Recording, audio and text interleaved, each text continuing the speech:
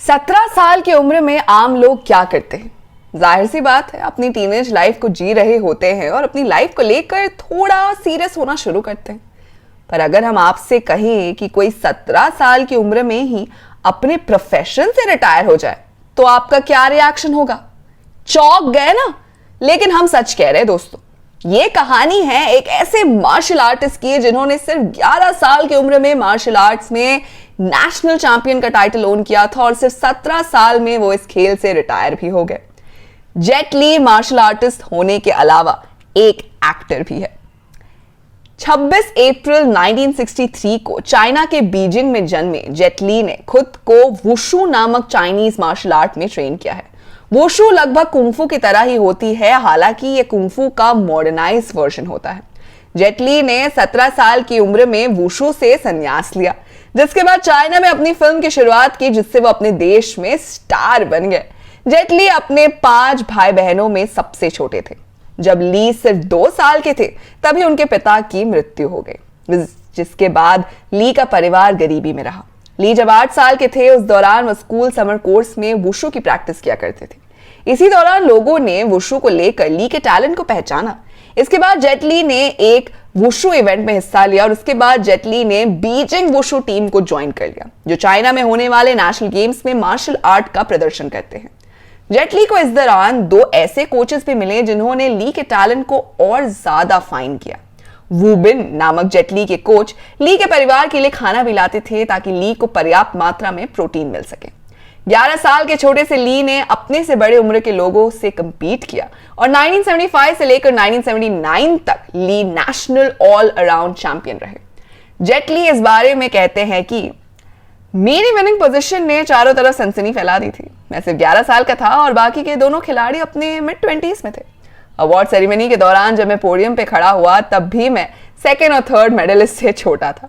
ये सच में देखने लायक सीन था। ली के अनुसार जब वो छोटे थे तब चाइनीज नेशनल वुशु टीम के साथ अमेरिका गए थे ताकि वो प्रेसिडेंट निक्सन के लिए परफॉर्म कर सके। निक्सन ने ली से पूछा था कि क्या ली उनके पर्सनल बॉडीगार्ड बनेंगे, जिसपे छोटे ली ने कहा था कि मैं किसी आदमी को प्रोटेक्ट करना नहीं चाहता। मैं चाहता हूं कि जब मैं बड़ा हो जाऊं तो मैं अपने 1 बिलियन चाइनीज लोगों की सुरक्षा कर सकूं। जेट ली वुशु के कई स्टाइल्स में माहिर थे। जेट ली ने कहा है कि मैं एक बहुत गरीब परिवार से था और हमारे पास एक अच्छे स्कूल के लिए पर्याप्त पैसा नहीं था, इसीलिए स्पोर्ट्स स्कूल अच्छा था।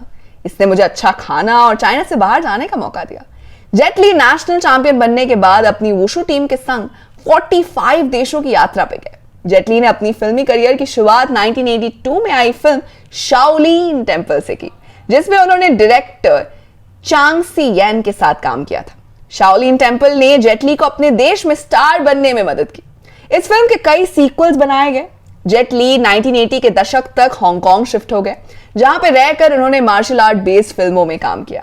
1991 में जेट ली की एक फिल्म आई जिसका नाम था once upon a time in China. यह फिल्म काफी ज्यादा पॉपुलर हुआ, जिसके 2 सीक्वल्स भी बनाए गए। 1998 में ली LA शिफ्ट हो गए, जहां पे वो एक हॉलीवुड फिल्म का हिस्सा बने। इस फिल्म में वो चाइनीज माफिया का किरदार निभा रहे थे।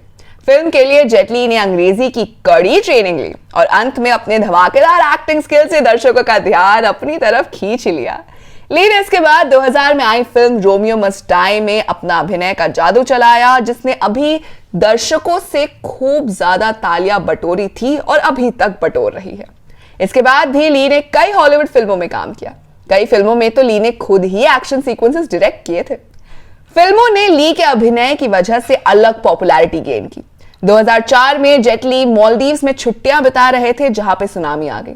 लोगों ने कहा कि उस सुनामी में ली की मौत हो गई, हालांकि ऐसा हुआ नहीं था। ली अपनी 4 साल की छोटी बेटी के साथ सुरक्षित आ गए। उस दौरान ली के पैरों में मामूली चोट आई थी। ली अपने एक्टिंग के प्रति काफी सीरियस थे। वो अपने आप को कैरेक्टर में ढालने के लिए काफी मेहनत करती थी। 2005 में आई फिल्म अनलीश्ड में ली ने काम किया। ये एक ऐसी फिल्म थी जिसमें ली का किरदार काफी चैलेंजिंग था। इसमें ली को एक ऐसे आदमी का किरदार निभाना था जो क्रिमिनल्स द्वारा एक ह्यूमन अटैक डॉग बना दिया गया था। किरदार के गले से लीश हटाने के बाद उसे एग्रेसिव बिहेव करने के लिए ट्रेन किया गया था।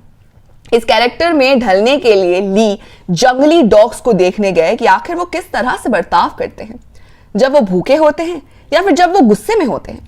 ली ने अपने इस किरदार के लिए कई रात सिर्फ रोटी और पानी पे उन डॉग्स के साथ गुजारा ताकि वो इस कैरेक्टर को अच्छे से अडैप्ट कर सके।